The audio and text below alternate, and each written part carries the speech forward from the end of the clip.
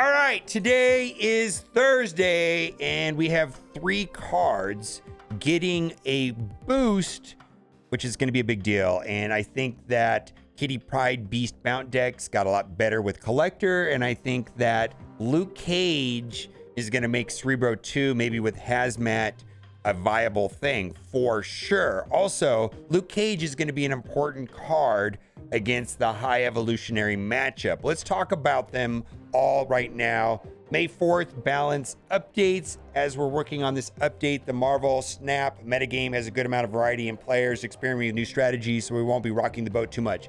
I think the meta is amazing right now. The one thing that I've been talking about a lot lately is Galactus, and I had a stance on Galactus was that he was fine. The numbers have changed on Galactus from my viewpoint, and maybe Galactus, if it keeps going in that trend line, may be a problem, but that's just my opinion. It's going to be numbers based though, not fun based, numbers based, right? So we won't be rocking the boat too much. Last week featured 4 changes, and we're waiting to fully evaluate. I'm glad that they didn't retract like Enchantress immediately. You know, let the data sink in for maybe 2 weeks and see how it goes.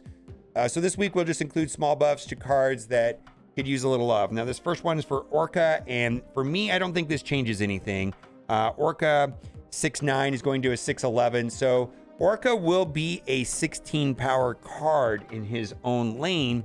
So he might see some play. I don't know. Like I don't feel like they will. Now 6'12" is Hulk, and Hulk sees place in decks like Hela or something like that, and Orca could replace Hulk if it was a 6'12", but he's 6'11". That's probably the highest Orca can go.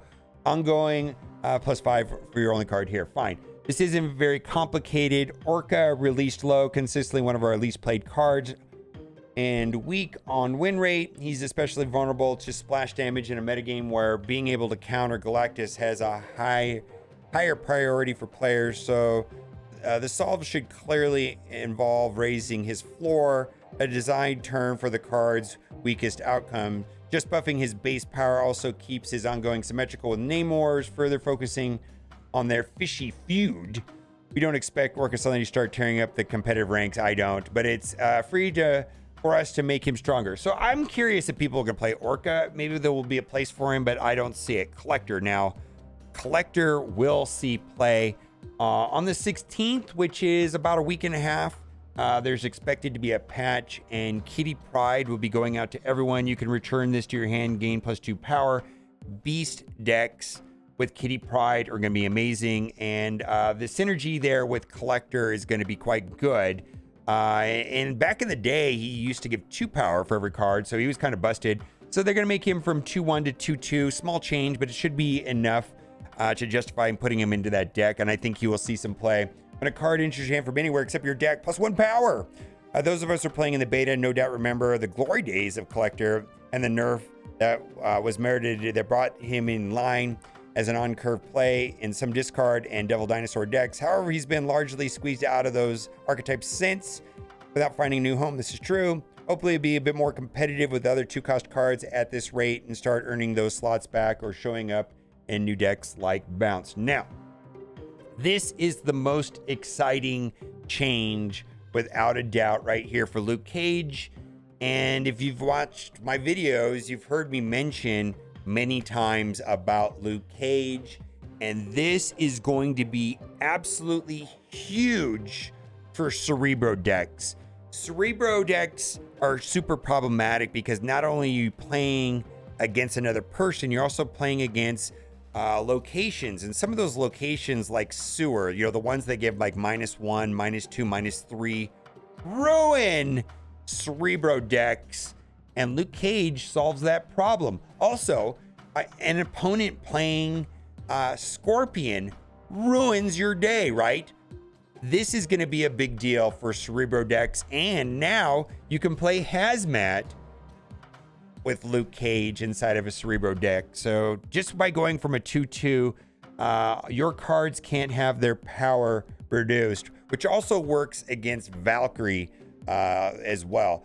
In some, I don't know if it applies to the CEREBRO situation, but just also worth noting. The two most popular decks with Luke are middling performers on their numbers, and the Surge and Super Scroll plus the buffs to Enchantress have both indirectly weakened him. I actually considered testing 3 power briefly, but recalled how the Hazmat buff to 2 power months ago killed the delightful Cerebro 1 deck. This change thus restores that combo as an interesting option for Cerebro 2, since Luke protects that deck from a handful of meddlesome locations as well. The added power makes Luke more viable as a tech card in other decks, which might come in handy if Afflict strategies reach new high in the near future. We're going to talk about High Evolutionary, but for me, Cerebro 2, kind of got hit hard, and this is a boy, I got to give props to anybody that's a Cerebro player, because if you're a Cerebro player, you have to be patient. You're playing against locations, you're retreating a lot. And like I said, it's like you're playing 2 battles. You're not only playing against like locations, but you're also playing against another person.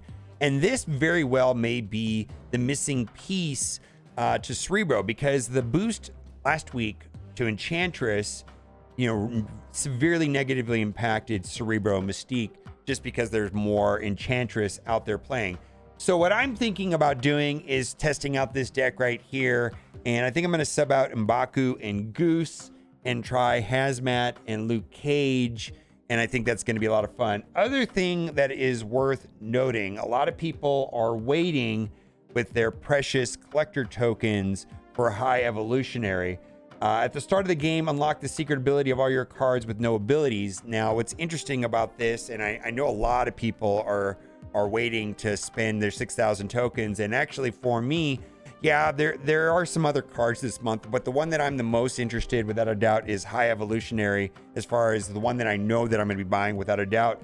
And so it kind of has like a Thanos effect, where if you play the following cards, there's 7 of them, and you don't have to play all of them, but if you wanted to play all 7 of them, they get their secret ability. Now, that does not work with Patriot. Basically, my understanding is that this just triggers, if he's at this, in your deck like Thanos, then these cards are all magically converted to have different abilities, and a lot of them have -1 power abilities. So Luke Cage is going to be an important counter to this High Evolutionary deck. If I'm guessing in advance, Wasp, flick 2 random enemy cards here with -1 power. Very powerful right there for sure.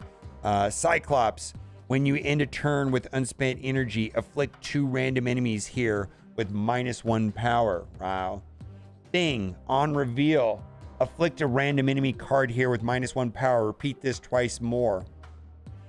And then lastly, Abomination, costs 1 less for each enemy card in play that's afflicted with negative power.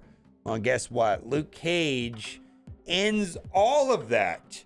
So we already have like a soft counter to this High Evolutionary deck in advance, and that is going to be Luke Cage. Are you a Cerebro player? Are you excited about this? I got to tell you that for me, I'm pretty excited about this OTA. And for me, right now, the meta is the best it's been a long time. There's a lot of viable decks. I think there's a lot of freedom. And the only real complaints that I'm hearing from people is about Galactus. And I think that has to do with how frequently he's played and whether or not he's getting a high cube rate. And the last time that I looked into Galactus, he was getting played almost 12%, and that number looks like it's remaining the same. The difference is now that the cube rate has gone up quite a bit.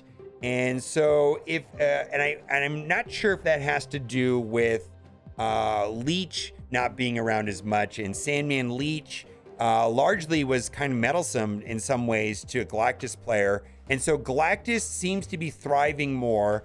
And if the numbers and the play rate and the cube rate, they may see a nerf to Galactus. Second Dinner has stated that because Galactus is a polarizing card, they have different rules for him.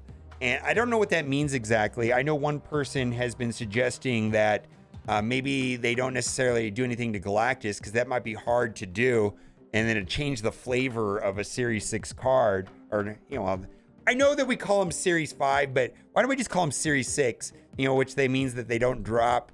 Series 6 card. A big bad, if you will.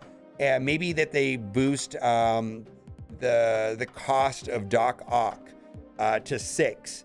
Because Doc Ock largely is only played in Galactus decks, and Doc Ock's purpose is to strip all of the counters out of your hand before Galactus goes off.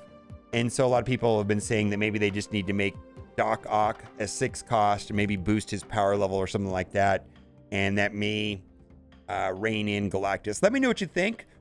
A lot of opinions on this stuff for sure. Let me know what you think in the comment section. As always, thanks for watching. Keep on gaming. Bye for now.